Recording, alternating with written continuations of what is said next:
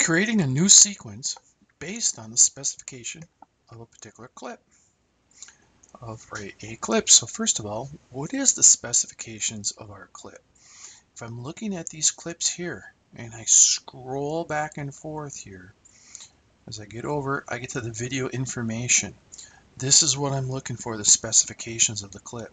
I have a 1280 by 720 videos here.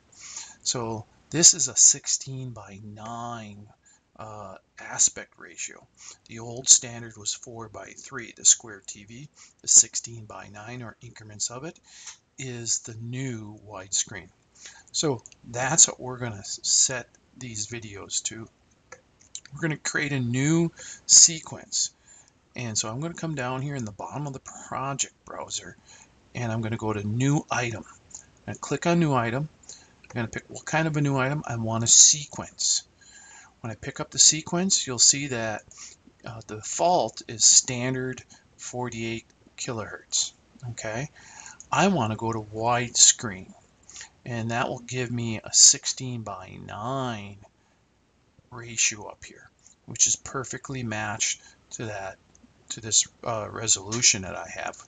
So all I'm going to do is say OK, and now I've created a sequence down here.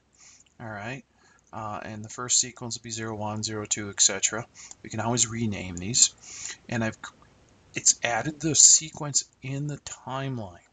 So a sequence is like putting all our clips into one stretch of video. So we have a sequence of clips. So we have to prepare the sequence before we can start adding things. So we've just created a new sequence based on the specifications of a clip.